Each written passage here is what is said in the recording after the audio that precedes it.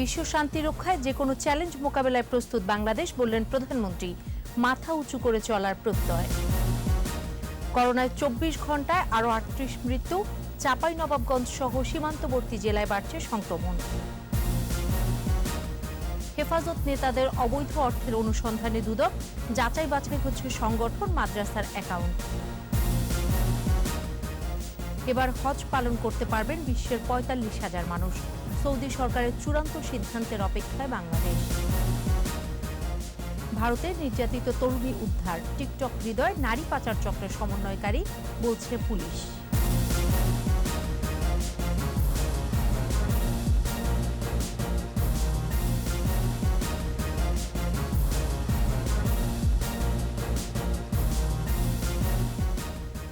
শুনছিলেন first security ইসলামী bank limited সংবাদ শিরোনাম। আমন্ত্রণ রাত ১১টার ২১ সংবাদে। সাথে আছি সোনিয়া স্নিগ্ধা। দর্শক, ২১ টেলিভিশনের সংবাদ একই সাথে সরাসরি দেখতে পাবেন আমাদের ফেসবুক পেজ www.facebook.com/2124 অনলাইনে। বিশ্ব শান্তি রক্ষায় যে কোনো চ্যালেঞ্জ মোকাবেলায় বাংলাদেশ প্রস্তুত বলে জানিয়েছেন প্রধানমন্ত্রী শেখ হাসিনা। জাতিসংঘ শান্তিরক্ষী দিবসের অনুষ্ঠানে প্রধানমন্ত্রী বলেন, কারো কাছে হাত পেতে নয়, বাংলাদেশ চলবে মাথা উঁচু করে। প্রণব চক্রবর্তীর রিপোর্ট। আর্তমানবতা সেবায় বিশ্বের ৪০টি দেশে শান্তি প্রতিষ্ঠায় কাজ করছে বাংলাদেশ। ইতোমধ্যে সম্পন্ন হয়েছে জাতিসংঘের ৫৪টি শান্তিরক্ষা মিশন। বর্তমানে ৮টি দেশের শান্তি রক্ষায় ৬৫০০-এর অধিক সদস্য মোতায়েন রয়েছে। ১৯৮৮ সাল থেকে জাতিসংঘ শান্তিরক্ষা কার্যক্রমে অংশগ্রহণ করে সর্বোচ্চ পেশাদারী মনোভাব, আনুগত্য ও সাহসিকতার পরিচয় দিয়েছে বাংলাদেশ সেনাবাহিনী। শান্তিরক্ষী মিশনে এখন পর্যন্ত ১৫৫ জন নিহত ও আহত হয়েছেন ২ শতাধিক সদস্য। ২০০৩ সাল থেকে যথাযোগ্য মর্যাদায় দিবসটি পালন করছে বাংলাদেশ। গণভবন থেকে ভার্চুয়ালি আন্তর্জাতিক জাতিসংঘ শান্তিরক্ষী দিবসের আলোচনায় যোগ দেন প্রধানমন্ত্রী শেখ হাসিনা। সারা বিশ্বে এক নম্বর শান্তিরক্ষী হিসেবে কাজ করে যাচ্ছে। বলেন, জাতিসংঘ শান্তিরক্ষী মিশনে দরদি মন ও মানবিকতা নিয়ে কাজ করায় বাংলাদেশের মুখ আজ উজ্জ্বল এবং গর্বের। অত্যন্ত দরদি মন নিয়ে তাদের পাশে দাঁড়াচ্ছেন, তাদেরকে সহযোগিতা করে যাচ্ছেন। শান্তিরক্ষী হিসেবে কতগুলি সুনির্দিষ্ট কর্মসূচি থাকে, কিন্তু তার বাইরেও এই যে মানবিক দিকটা আপনাদের মাঝে ফুটে উঠেছে, এটাই সব থেকে বড় কথা। এবং সেই জন্য আমি সত্যিই আপনাদের সকলকে নিয়ে গর্ববোধ করি। জাতিসংঘের চাহিদা অনুযায়ী যে কোনো চ্যালেঞ্জ নিতে বাংলাদেশ প্রস্তুত জানিয়ে সরকার প্রধান বলেন, যারা মিশনে আছেন তাদের নিরাপত্তা নিশ্চিত করা হবে। যে কোনো জটিল অবস্থায় অনেক সময় আমরা দেখেছি যে অনেক দেশ যেতে চায় না।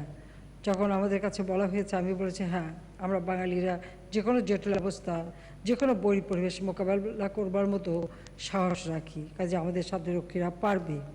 কাজে আমার মনে হয় সব থেকে সংঘাতপূর্ণ জায়গা, সব থেকে জটিল জায়গাগুলিতেই আজকে আমাদের শান্তিরক্ষী বাহিনী বিশেষ অবদান রেখে যাচ্ছেন। সবার সাথে বন্ধুত্ব বজায় রেখে বিশ্বে বাংলাদেশের পতাকার মান সমুন্নত রাখারও আহ্বান জানান প্রধানমন্ত্রী। আমাদের তরুণ সমাজ তারাও যেন এটা শিখে যে শান্তি একমাত্র উন্নয়নের পথ। আমাদের আর এখন কারোর কাছে হাত পেতে চলতে হবে না, আমরা নিজের পায়ে দাঁড়াতে পারবো এবং বাংলাদেশকে আমরা উন্নত সমৃদ্ধ বাংলাদেশ হিসেবেই গড়ে তুলব। এ সময় ভিডিও কনফারেন্সে বিভিন্ন দেশে মিশনে কর্মরতদের সাথে কথা বলেন প্রধানমন্ত্রী শেখ হাসিনা। এর আগে মিশনে অংশ নিয়ে আহত ও নিহতদের পরিবারের হাতে সম্মাননা ক্রেস্ট তুলে দেন পররাষ্ট্রমন্ত্রী একে আব্দুল মোমেন। প্রণব চক্রবর্তী, ২১ টেলিভিশন, ঢাকা। আসছে বাজেট হবে গণমানুষের প্রত্যাশার প্রতিফলন, এ মন্তব্য করেছেন আওয়ামী লীগের সাধারণ সম্পাদক ওবায়দুল কাদের। শেখ হাসিনার স্বদেশ প্রত্যাবর্তন দিবস উপলক্ষে এক আলোচনায় তিনি বলেন, আর্থসামাজিক উন্নয়নের কথা মাথায় রেখেই নতুন বাজেট। মফিউর রহমানের রিপোর্ট। প্রধানমন্ত্রী শেখ হাসিনা স্বদেশ প্রত্যাবর্তন দিবস উপলক্ষে আলোচনা সভার আয়োজন করে আওয়ামী লীগের সহযোগী সংগঠন তাঁতি লীগ। এতে যোগ দেন আওয়ামী লীগের বিভিন্ন পর্যায়ের নেতারা। আলোচনায় বিশেষ অতিথির বক্তব্যে দলটির প্রচার ও প্রকাশনা সম্পাদক বলেন, শেখ হাসিনার নেতৃত্বে বাংলাদেশ মাথাপিছু আয়ে এরই মধ্যে প্রতিবেশী দেশগুলোকে ছাড়িয়ে গেছে। একই সাথে ঋণগ্রহীতা থেকে ঋণদাতা দেশে পরিণত হয়েছে বাংলাদেশ। অনেক উপরে হারিয়ে ফেলেছে, পাকিস্তান উপরে গেছে, চায়নাকে আমরা উপরে উঠে গেছি, ইভেন ইন্ডিয়ার উপরে আমরা উঠে গেছি। কল্পনা করাই একটা করোনার মধ্যে একটা শক্ত মজবুত অস্ত্র দান করিয়েছেন। অনুষ্ঠানে অনলাইনে যুক্ত হন আওয়ামী লীগের সাধারণ সম্পাদক ওবায়দুল কাদের। এ সময় তিনি বলেন, গণমানুষের উন্নয়ন তথা দেশের আর্থসামাজিক উন্নয়নের কথা চিন্তা করেই আসছে নতুন অর্থবছরের বাজেট। আসন্ন বাজেটেও গণমানুষের প্রত্যাশা পূরণের পাশাপাশি মানুষের ভাগ্য উন্নয়ন, সংকট মোকাবিলা এবং অর্থনীতিকে এগিয়ে নেয়ার বহুমাত্রিক পরিকল্পনার অনন্য সমন্বয় ঘটবে বলে আমরা মনে করি। গণমুখী এই বাজেট নিয়ে বিএনপির মন্তব্য সময়োপযোগী নয় বলে মনে করেন ওবায়দুল কাদের। দেশের অর্থনীতি যে সক্ষমতা তা নিয়ে ফখরুল সাহেবের মুখে একটা প্রশংসা বাক্য শুনতে পাইনি। মফিউর রহমান, একুশে টেলিভিশন, ঢাকা। কোভিড-19-এ 24 ঘন্টায় 38 জনের মৃত্যু হয়েছে। মৃতের সংখ্যা বেড়ে 12,549। স্বাস্থ্য অধিদপ্তরের তথ্য অনুযায়ী 502টি ল্যাবে 13,184টি নমুনা পরীক্ষায় শনাক্ত 1,043 শনাক্তের সংখ্যা বেড়ে 7,97,386। নতুন 1,187 জন সহ সুস্থ হয়েছে 7,37,408। পরীক্ষার বিপরীতে দৈনিক সংক্রমণ হার 7.91%। সপ্তাহ ব্যবধানে শনাক্ত বেড়েছে 21.82% ও সুস্থ 9% কমেছে।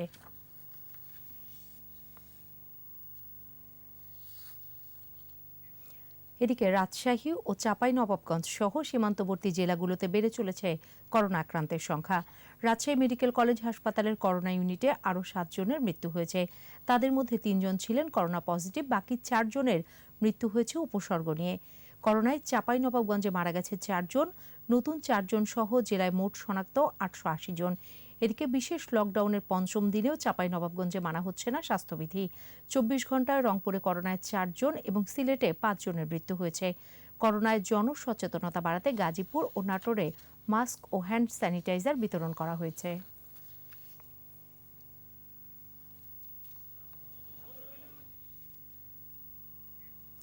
হেফাজতের শীর্ষস্থানীয় নেতাদের অবৈধ অর্থের অনুসন্ধানে নেমেছে দুদক।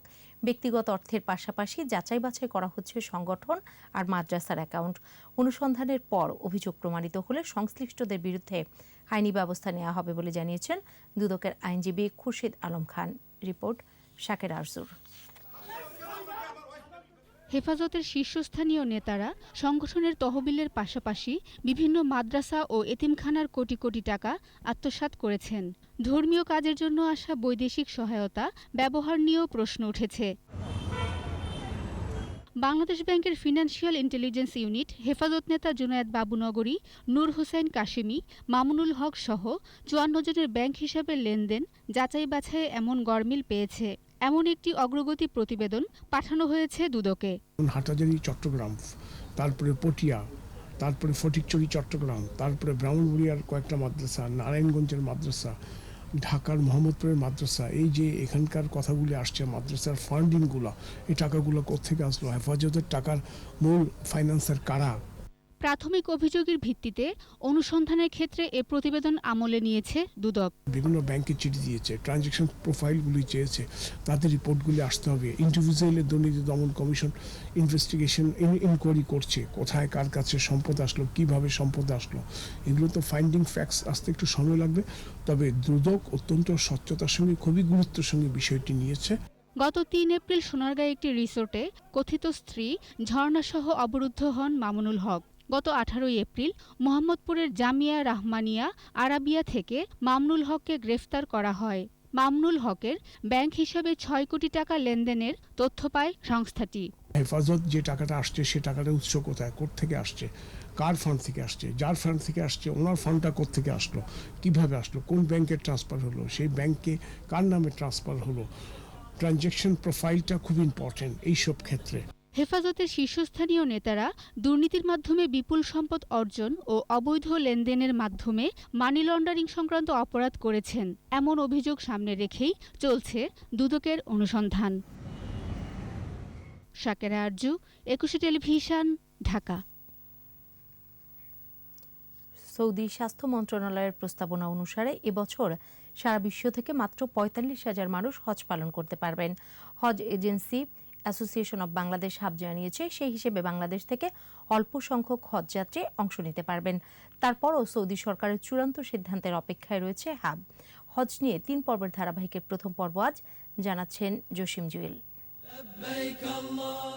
২০২১ সালেও মুসল্লিরা হজ পালন করতে পারবেন কিনা তা নিয়ে এখনও সন্দেহ পুরোপুরি কাটেনি। সারা বিশ্বের মুসল্লিরা অপেক্ষায় আছেন সৌদি সরকারের চূড়ান্ত সিদ্ধান্তের। এরই মধ্যে সৌদি আরবের স্বাস্থ্য মন্ত্রণালয় ২০২১ সালে ৬০,০০০ হজ যাত্রী নিয়ে হজ পালনের প্রস্তাবনা দিয়েছে, যার মধ্যে সৌদি আরবেরই ১৫,০০০, বাকি ৪৫,০০০ হজ যাত্রী যাবেন পৃথিবীর নানা দেশ থেকে।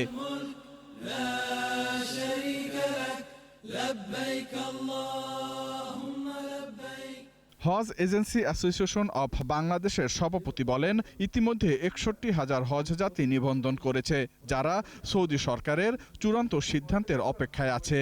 ২০২১ সালে হজে যাওয়ার জন্য প্রায় ৬১,০০০ হজ যাত্রী নিবন্ধন করে টাকা জমা দিয়ে অপেক্ষা করছেন ২১ সালে যাবেন, কিন্তু আমরা সৌদি আরবের সিদ্ধান্তের অপেক্ষায় আছি।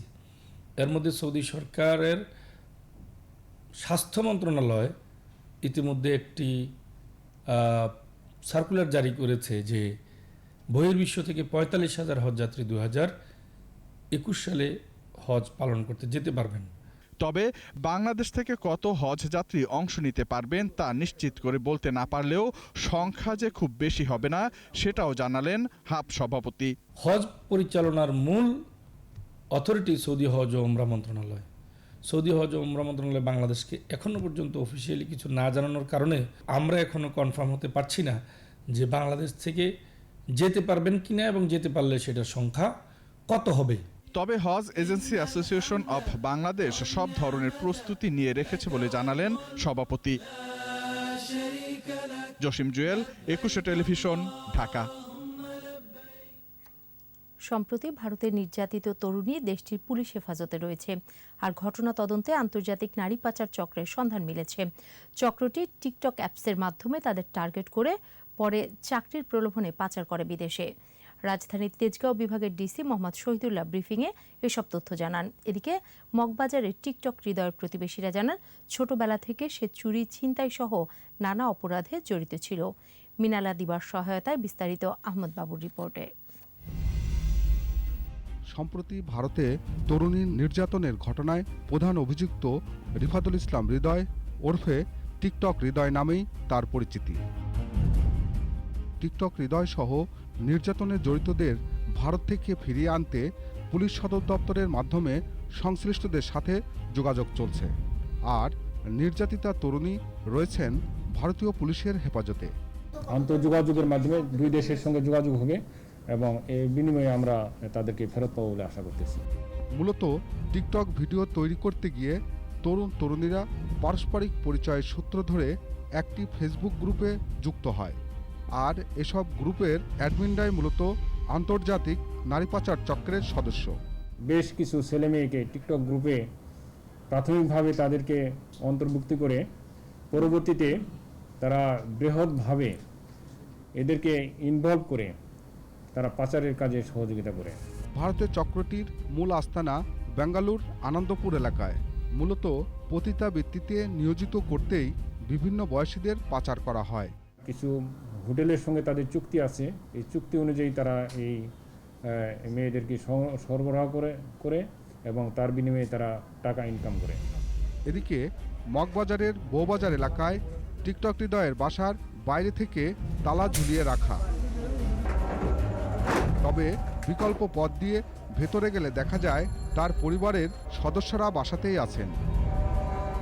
ছোটবেলা থেকে টিকটক হৃদয় বখাটে বলে জানান প্রতিবেশীরা। নেশা পানি, ছোটখাটো চুরি ছাঁচড়ামি এগুলোই করে বেড়ায়, বখাটে ছেলে এক কথায়। এছাড়া ভয়ে টিকটক হৃদয়ের বিষয়ে মুখ খুলতে চান না অনেকেই। না আমি চিনি না। আহমদ বাবু, ২১ টেলিভিশন, ঢাকা। সিনিয়র জুনিয়র দ্বন্দ্বের জেরে রাজধানীর কদমতলীতে কিশোর গ্যাংয়ের হাতে খুন হয়েছে আরাফাত হোসেন। প্রাথমিক তদন্তে এমন তথ্য পেয়েছে পুলিশ। ঢাকা মহানগর পুলিশের ওয়ারি বিভাগের উপকমিশনার জানান, কিলিং মিশনে অংশ নিয়ে ৮ জনকে গ্রেফতার করা হয়েছে। পলাতকদের গ্রেফতারে অভিযান চলছে।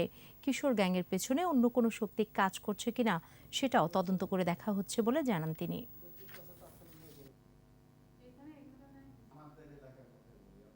হত্যাকাণ্ডে মোট ৯ জনের একটা গ্রুপ অংশগ্রহণ করে। এই ৯ জনের মধ্যে আমরা ৮ জনকেই ইতিমধ্যে ধরে ফেলেছি।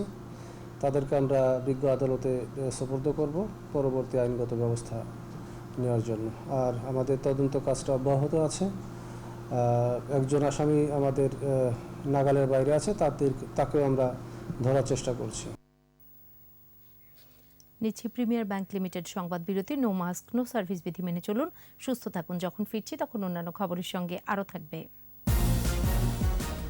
সিলেটে 4 ঘন্টার ব্যবধানে 5 বার ভূমিকম্প, ক্ষয়ক্ষতি না থাকলেও আতঙ্কে স্থানীয়রা। আবারও আমন্ত্রণ রাত 11টার 21 সংবাদে। মাত্র 4 ঘন্টার ব্যবধানে 5 বার কেঁপে উঠল সিলেট। শনিবার সকাল 10টা থেকে বেলা 2টা পর্যন্ত পরপর এই ভূকম্পন অনুভূত হয়। স্থানীয় ভূকম্পন পর্যবেক্ষণ কেন্দ্র জানায়, সিলেটে অনুভূত হওয়া ভূমিকম্পের মাত্রা ছিল রিক্টার স্কেলের 4.1। সিলেটে এসব ভূমিকম্পের উৎপত্তি স্থল। এদিকে পরপর 5 বার ভূমিকম্প হয় স্থানীয়দের মনে দেখা দিয়েছে আতঙ্ক, তবে কোনো ক্ষয়ক্ষতির খবর পাওয়া যায়নি।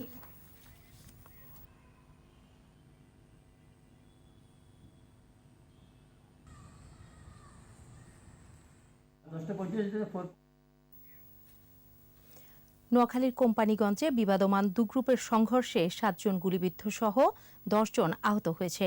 গুরুতর আহত একজনকে নোয়াখালী জেনারেল হাসপাতালে ভর্তি করা হয়েছে। শনিবার রাতে বসুরহাট পৌরসভার 9 নম্বর ওয়ার্ডের একটি সড়কে এই গোলাগুলির ঘটনা ঘটে।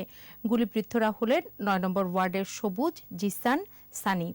চরকাকড়া ইউনিয়নের 3 নম্বর ওয়ার্ডের দেলোয়ার হোসেন সুমন ও নতুন বাজার এলাকার দিদার। স্থানীয়রা জানায়, সন্ধ্যায় এক পক্ষ মিছিল বের করতে গেলে প্রতিপক্ষের সাথে ধাওয়া পাল্টা ধাওয়া হয়। এক পর্যায়ে উভয় পক্ষ সংঘর্ষে জড়িয়ে পড়লে গোলাগুলির ঘটনা ঘটে। ভালো নেই সুন্দরবনের প্রাণ প্রকৃতি। ঘূর্ণিঝড় ইয়াসের প্রভাবে বনের হরিণ সহ ভেসে গেছে অনেক প্রাণী। বিশেষজ্ঞরা বলছেন, বনের মধ্যে বেশি সংখ্যক মাটির টিলা তৈরি করতে হবে, অন্যথায় ঝড় জলোচ্ছ্বাসের হাত থেকে বন্যপ্রাণী রক্ষা করা যাবে না। মংলা প্রতিনিধি আবুল হাসানের রিপোর্ট, জানাচ্ছেন মাসুম আলিসা। ঘূর্ণিঝড় ও জলোচ্ছ্বাসে উপকূলবাসীকে আগলে রাখে সুন্দরবন। প্রতিদিন 2 বার সমুদ্রের লবণাক্ত পানিতে প্লাবিত হয় বনের প্রায় 69%। সুন্দরবন বিশ্বের সবচেয়ে বৃহৎ জলাভূমি শুধু নয়, ইউনেস্কোর রামসার এলাকা হিসেবেও স্বীকৃত। জীববৈচিত্র্যের আধার সুন্দরবনে সরকারি হিসেবে 114টি বাঘ, 1.5 লাখ হরিণ সহ 375 প্রজাতির প্রাণীর বসবাস। পানিতে রয়েছে বিলুপ্ত প্রজাতির ইরাবতী ডলফিন সহ 6 প্রজাতির ডলফিন। ঘূর্ণিঝড় ইয়াসের প্রভাবে সুন্দরবনের জীববৈচিত্র্যের ব্যাপক ক্ষতি হয়েছে। পানির তোড়ে ভেসে গেছে হরিণ সহ অনেক বন্যপ্রাণী। ক্ষতি হয়েছে বনরক্ষীদের থাকার আবাসস্থলও। 7টা মৃত হরিণ উদ্ধার করেছি এবং 2টা জীবিত হরিণ উদ্ধার করেছি। এছাড়া আমাদের 19টা জেটি ক্ষতিগ্রস্ত হয়েছে এবং 24টা অফিসের রাস্তা ক্ষতিগ্রস্ত হয়েছে, 2টা ফুড ট্রেল, একটা টাওয়ার এবং 2টা গোলঘর ক্ষতিগ্রস্ত হয়েছে। এছাড়া বাতাসের প্রবল বেগে আমাদের 6টা অফিস, 60টা স্ট্যাম্পার এবং একটা রেস্ট হাউসের টিনের ছাল উড়ে গেছে। এদিকে ঝড় জলোচ্ছ্বাসের হাত থেকে সুন্দরবনের প্রাণী সম্পদ রক্ষায় অনেক বেশি মাটির উঁচু টিলা তৈরি করা জরুরি বলে মনে করছেন বিশেষজ্ঞরা। সুন্দরবনের বাঘ হরিণের আবাসস্থল সুরক্ষা করতে হলে বনের ভিতর পর্যাপ্ত পরিমাণে উঁচু ডিবি বা টিলা তৈরি করতে হবে, যাতে এই ধরনের প্রাকৃতিক দুর্যোগের সময় বন্যপ্রাণী সেখানে আশ্রয় নিতে পারে। সুন্দরবনের ক্ষয়ক্ষতির পরিমাণ জানতে ইতোমধ্যে গঠন করা হয়েছে তদন্ত কমিটি। এদিকে ইয়াসের প্রভাবে সাতক্ষীরার চিংড়ি সম্পদের ক্ষতি হয়েছে 10 কোটি টাকা। দুর্গত মানুষের সংখ্যা 50,000-এর বেশি। মাসুম আলিসা, 21 টেলিভিশন। মৃত্যু না হলেও প্রতিদিনই পাওয়া যাচ্ছে ডেঙ্গু রোগী। চলতি মাসে সারা দেশে ডেঙ্গু রোগীর সংখ্যা 78 জন। এদিকে রাজধানীর প্রায় প্রতিটি এলাকায় ডেঙ্গুর জন্য দায়ী এডিস মশায় অতিষ্ঠ নগরবাসী। ফল মিলছে না সিটি কর্পোরেশনের ওষুধে। মাহমুদ হাসানের রিপোর্ট।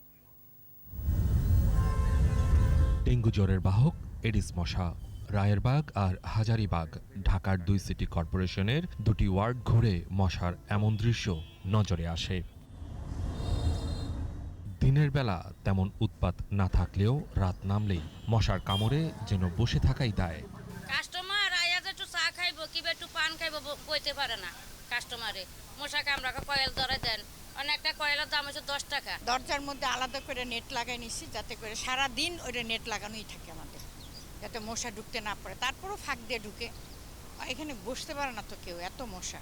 অনেকে মুখে সচেতনতার কথা বললেও তাদের ঘরবাড়িতেই জন্ম নিচ্ছে এডিস মশা। হ্যাঁ, আমরা সচেতন। এই যে দুবলা দিয়ে একবার সব পরিষ্কার করে রাখছি। আচ্ছা, আমি একটু আপনার ইয়াটা একটু দেখি তো, আসেন তো এখানে দেখেন তো, এখানে মশার লার্ভা দেখা যায় কিনা একটু দেখেন তো। ভিতরে লার্ভা আছে মশার? একটু আগে বলেন আপনি সচেতন, তারপরে এখানে লার্ভা কেন? পানি জমে আছে আর কি। এদিকে সিটি কর্পোরেশনের ছিটানো ওষুধের উপর বিশ্বাস রাখতে পারছেন না সাধারণ মানুষ। আছে নানা অভিযোগ। মশার জন্য এই এলাকায় আমরা টিকতে পারতেছি না। আমাকে মেয়রও নাই, মেয়রও তো ভুল হয় না দিকে, বা কোনো এলো ওষুধ এলারা অন্য অন্য যায়। এগারো পয়সা দিলে আপনার এই জায়গায় দিব না, 10 টাকা 20 টাকা ধরা দিতে। ওষুধ দিয়া যায়, 1 ঘন্টা পরে আবার মশা হয়ে যায়। হয় ওটা কোনো যে ওষুধ তো কাজে লাগে না, প্রকৃত ওষুধ কিনা তাও জানি না। স্বাস্থ্য অধিদপ্তরের সমীক্ষায় সারা দেশে মৃত্যু না থাকলেও ডেঙ্গু আক্রান্ত রোগীর সংখ্যা 78 বলে জানানো হয়। মাহমুদ হাসান, একুশে টেলিভিশন, ঢাকা। সরকারি ঘোষণা অনুযায়ী শিক্ষা প্রতিষ্ঠান খোলার পর এসএসসি ও এইচএসসি পরীক্ষার্থীদের যথাক্রমে 60 দিন ও 84 দিন ক্লাস করতে হবে। এরপর 2 সপ্তাহ বিরতি দিয়ে হবে পরীক্ষা। পরীক্ষার নির্ধারিত সময় পার করে আসা শিক্ষার্থীরা দীর্ঘ বিরতিতে এক শিক্ষাবর্ষে পিছিয়ে পড়ার আশঙ্কা করছে। এ অবস্থায় শিক্ষাবিদদের পরামর্শ সমন্বয়ের, একই সাথে ঘাটতি পুষিয়ে নিতে দীর্ঘমেয়াদী পরিকল্পনার তাগিদও তাদের। আকবর হোসেন সুমনের 2 পর্বের ধারাবাহিক প্রতিবেদনের শেষ পর্ব আজ। সাধারণত ফেব্রুয়ারি থেকে মার্চে এসএসসি ও এপ্রিল মেতে এইচএসসি পরীক্ষা অনুষ্ঠিত হয়। বৈশ্বিক মহামারী করোনার প্রভাবে গেল বছর মার্চে শিক্ষা প্রতিষ্ঠান বন্ধের ঘোষণায় পরীক্ষাও পিছিয়ে যায়। এবছরও নির্ধারিত সময় থেকে পিছিয়ে গেছে মাধ্যমিক ও উচ্চ মাধ্যমিক স্তরের পরীক্ষা। শিক্ষার্থীরা বারবার প্রস্তুতি নিয়েও পরীক্ষায় বসতে পারছে না। তবে সুখবর দিয়েছে শিক্ষা মন্ত্রণালয়। 13 জুন থেকে প্রাথমিক, মাধ্যমিক, উচ্চ মাধ্যমিক সকল শিক্ষা প্রতিষ্ঠান খুলে দেবার সিদ্ধান্ত গৃহীত হয়েছে। পরীক্ষা হবেই, তবে শিক্ষা প্রতিষ্ঠান খোলার পর 2021 সালের এসএসসি পরীক্ষার্থীদের ক্লাস করতে হবে 60 দিন, আর এইচএসসি পরীক্ষার্থীদের ক্লাস করতে হবে 84 দিন। 2022 সালের এসএসসি পরীক্ষার্থীদের ক্লাস করতে হবে 150 দিন, আর এইচএসসি পরীক্ষার্থীদের 180 দিন। করা হয়েছে সংক্ষিপ্ত পাঠ্যসূচিও। এসএসসি এবং এইচএসসির জন্য এই যে 60 দিন 84 দিন সেটি বলা হয়েছে। তারপরে আমরা গোড়াতেই বলেছিলাম যে আমরা 2 সপ্তাহ সময় দিয়ে তারপরে আমরা পরীক্ষার তারিখ সেটি নির্ধারণ করব। যখন থেকে আমরা ক্লাস নিতে পারবো তখনই আমরা একটি পরীক্ষার তারিখ নির্ধারণ করতে পারবো। তবে এবার নতুন শর্ত এসেছে। গেল বছর এইচএসসির মতো আর পরীক্ষা ছাড়া মাধ্যমিক কিংবা উচ্চ মাধ্যমিকে মূল্যায়ন হবে না। জুন থেকে সপ্তাহে 2টি করে অ্যাসাইনমেন্ট দিতে হবে। এ অবস্থায় পাঠ্যক্রম ও পরীক্ষা পদ্ধতি সমন্বয়ের পরামর্শ দিয়েছেন শিক্ষাবিদরা। 3টি ধারার মধ্যে আগে থেকেই বিরাজমান বৈষম্য ছিল, এখন মূল ধারার মধ্যে যাতে কোনো ধরনের বৈষম্য আর না বাড়ে সেজন্য নিম্নবিত্ত বা নিম্ন মধ্যবিত্ত অথবা বিত্তহীন পরিবারের শিক্ষার্থীদের জন্য বিশেষ ব্যবস্থায় সংক্ষিপ্ত সিলেবাসে পরীক্ষা নেওয়া করা যেতে পারে। তাদেরকে সহায়তার হাতটা বাড়িয়ে দিতে হবে। শিক্ষণ ঘাটতি পূরণ ও পাঠ্যক্রমের ধারাবাহিকতা রক্ষায় দীর্ঘমেয়াদী পরিকল্পনা বাস্তবায়নেরও তাগিদ তাদের। পরীক্ষাগুলো নিয়ে ফেলা দরকার। আকবর হোসেন সুমন, একুশে টেলিভিশন, ঢাকা। সাংবিধানিক প্রতিষ্ঠানগুলো কার্যকর না হলে গণতন্ত্রের ভিত মজবুত হবে না, আর জনগণের পছন্দের প্রতি শ্রদ্ধা না থাকলে অবাধ সুষ্ঠু নির্বাচনও সম্ভব নয়। সেন্টার ফর গভর্নেন্স স্টাডিজের মহামারী পরবর্তী সময়ে বাংলাদেশের উদার গণতান্ত্রিক ভবিষ্যৎ শিরোনামের ওয়েবিনারে এসব কথা বলেন বিশিষ্টজনেরা। রিপোর্টে বাকিটা জানাচ্ছেন মোহাম্মদ নুরুন নবী। স্বাধীনতার 50তম বছর পার করছে বাংলাদেশ। এই পথ পরিক্রমায় গণতন্ত্রের পথে বাধা হয়ে দুবার সামরিক শক্তি ক্ষমতা এসেছে, ছিল স্বাধীনতা বিরোধী শক্তিও। এই সময়ে বিভিন্ন ক্ষেত্রে অর্জনের পাল্লাও কম নয়। আবার দেশের বৃহত্তর স্বার্থে নতুন করে মূল্যায়নের সময় এসেছে কিছু কিছু বিষয়। বিচার বিভাগ, জাতীয় সংসদ, নির্বাচন কমিশন, মানবাধিকার কমিশন সহ সাংবিধানিক প্রতিষ্ঠানগুলো কতটুকু কার্যকর সে নিয়েও প্রশ্ন বিস্তর। গণতান্ত্রিক সরকার ক্ষমতায় থাকলেও শক্তিশালী বিরোধী দল নেই। রাজনীতির ক্ষেত্র প্রসারিত না থাকায় এবং রাজনীতিবিদদের হাতে না থাকায় বাড়ছে দুর্নীতি। দুর্নীতির সুযোগ অবারিত হলে বাধাগ্রস্ত হবে গণতন্ত্রের মসৃণ পথ চলা, মত বক্তাদের। When I think about the chance of a liberal democracy here, I do not see right now any great chance. আবার গণমাধ্যম ও অবাধ মত প্রকাশ পদে পদে হচ্ছে বাধাগ্রস্ত। এসব বিষয়ে আলোচিত হলো সেন্টার ফর গভর্নেন্স স্টাডিজের ওয়েবিনারে। We have democracy which does not properly function and which is absolutely dysfunctional. Democracy is a clearinghouse. Election is a clearinghouse. It continues to clear the issues and the people as well. That today we can't have a free and fair election for that matter. সেই বিরোধী দলের প্রয়োজন আছে। অথচ আমাদের দেশের যে বিরোধী দল তারা কেবলমাত্র দায়িত্বের বেলায় তারা নেই। অর্থনৈতিক অগ্রযাত্রাকেও স্বাভাবিক রাখতে হলে প্রাতিষ্ঠানিক সক্রিয়তা জরুরি। এসব উল্লেখ করে বিশেষজ্ঞদের মত হলো জনগণের করের টাকা কিভাবে কোথায় খরচ হচ্ছে তার স্বচ্ছতা নিশ্চিত করতে হবে। Comptroller and Auditor General's Office, SEC, and then how they create an absolute monitoring of the transparency agenda that the Republic of Bangladesh holds. That's an economy without any accountability. It's an economy which just make the rich the richer. For the growth in the long run, institution must work properly. তৃণমূলে মানুষের ক্ষমতায়ন যেমন প্রয়োজন, তেমনি কার্যকর থাকতে হবে স্থানীয় সরকার ব্যবস্থাকেও। Instead of having a decentralized system, you have centralized the entire system. দল, প্রতিষ্ঠান কিংবা অন্য সব ক্ষেত্রেই অগণতান্ত্রিক আচরণের অনুশীলন বন্ধ করার পরামর্শ এসেছে এই ওয়েবিনারে। We must ask for regularizing our democracy through creating space for people to cast their vote. Mohammad Nurun নবী, 21 টেলিভিশন, ঢাকা। বাজেট প্রসঙ্গ।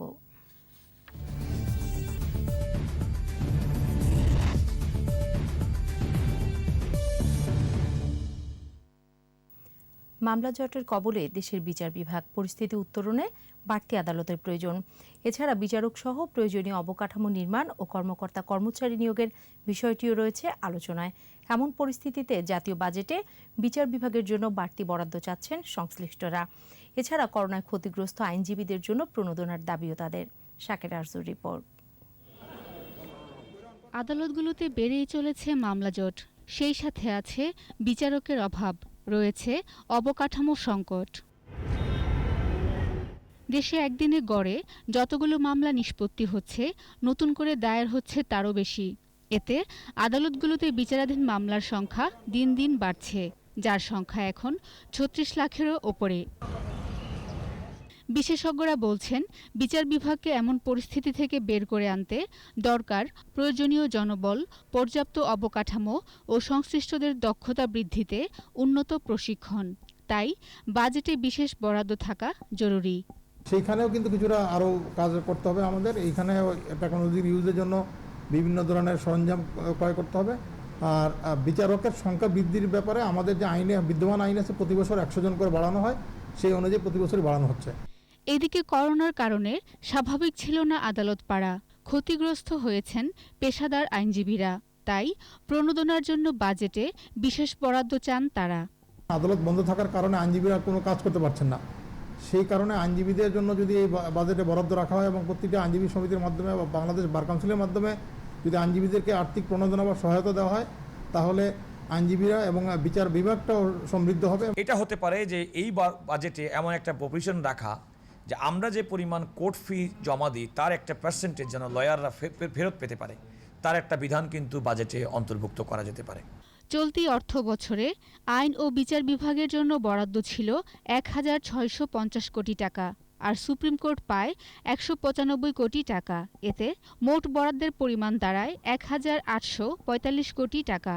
এই হিসেবে বাজেটের ১০০ টাকার মধ্যে বিচার বিভাগ পেয়েছে ৩৫ পয়সা। পরিসংখ্যান বলছে দেশে প্রতি ১ লাখ মানুষের জন্য বিচারক আছেন মাত্র একজন। আদালতের সংখ্যাও অপ্রতুল।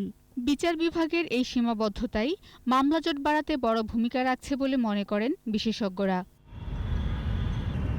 শাকেরা আরজু, একুশে টেলিভিশন, ঢাকা।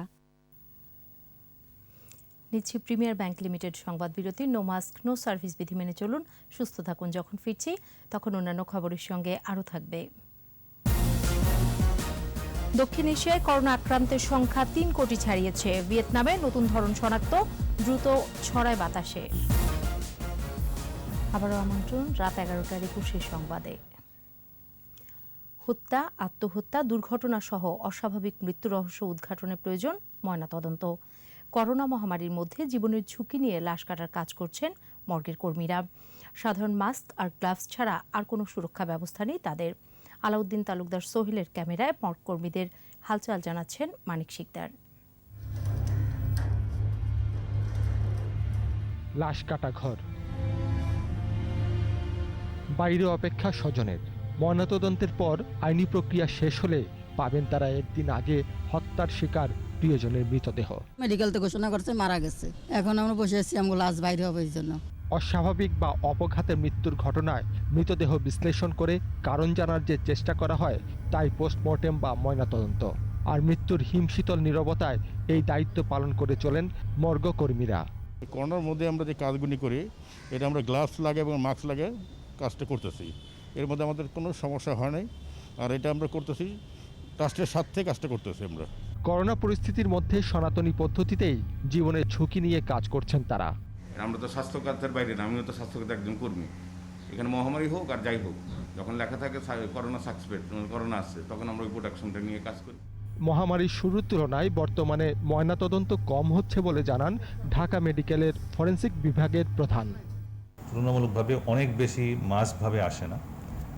এই মাসে মনে করেন প্রায় 30-40টা কেস আমাদেরকে করোনাতে অ্যাটেন্ড করতে হয়। আর স্যার সলিমুল্লাহ মেডিকেল কলেজ হাসপাতালের ফরেনসিক বিভাগের প্রধান জানিয়েছেন স্বাস্থ্যবিধি মেনেই সেখানে মর্গের কাজ সম্পন্ন হচ্ছে। প্রয়োজনীয় প্রিকশন নিয়ে তারপর আমরা কাজ করছি এবং পাশাপাশি আমাদের যারা সহকর্মী আছে তাদেরকেও আমরা ওই প্রিকশনটা নেওয়ার জন্য এবং সেফটি মেজার নিয়ে আমরা কাজ করতে বলি আর কি সবাইকে। ময়নাতদন্ত প্রক্রিয়ার উন্নত প্রযুক্তি ব্যবহার সহ আধুনিকীকরণ করার তাগিদ সংশ্লিষ্টদের। মানিক শিকদার, একুশে টেলিভিশন, ঢাকা। এবারে ব্যবসা বাণিজ্যের খবর।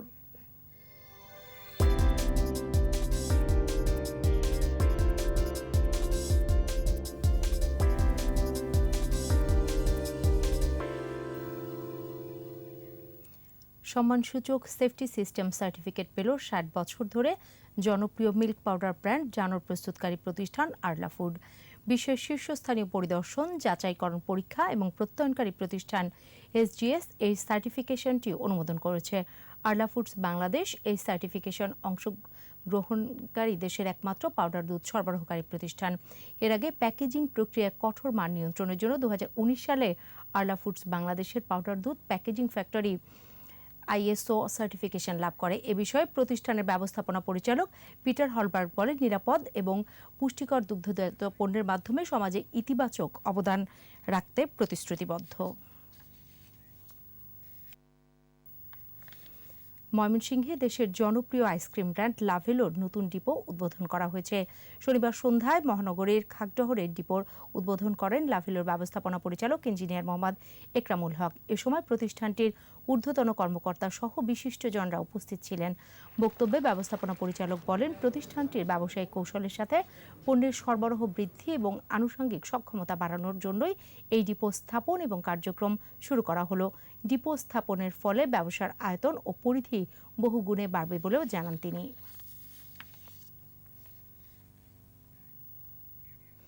আর এরই সাথে শেষ করছি রাত 11টার 21 সংবাদ। যাবার আগে ফার্স্ট সিকিউরিটি ইসলামী ব্যাংক লিমিটেড সংবাদ শিরোনামগুলো আরও একবার। বিশ্ব শান্তি রক্ষায় যে কোনো চ্যালেঞ্জ মোকাবেলায় প্রস্তুত বাংলাদেশ, বললেন প্রধানমন্ত্রী। মাথা উঁচু করে চলার প্রত্যয়। করোনায় 24 ঘন্টায় আরও 38 মৃত্যু। চাঁপাইনবাবগঞ্জ সহ সীমান্তবর্তী জেলায় বাড়ছে সংক্রমণ। হেফাজত নেতাদের অবৈধ অর্থের অনুসন্ধানে দুদক, যাচাই বাছাই হচ্ছে সংগঠন, মাদ্রাসার অ্যাকাউন্ট। এবার হজ করতে পারবেন বিশ্বের ৪৫,০০০ মানুষ।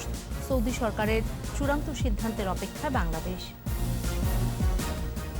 ভারতের নির্যাতিত তরুণী উদ্ধার, টিকটক হৃদয় নারী পাচার চক্রের সমন্বয়কারী বলছে পুলিশ।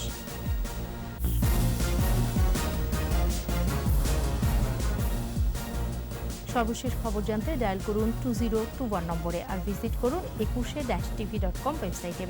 এছাড়া ফেসবুকে লগ অন করতে পারেন facebook.com/2124 অনলাইনে।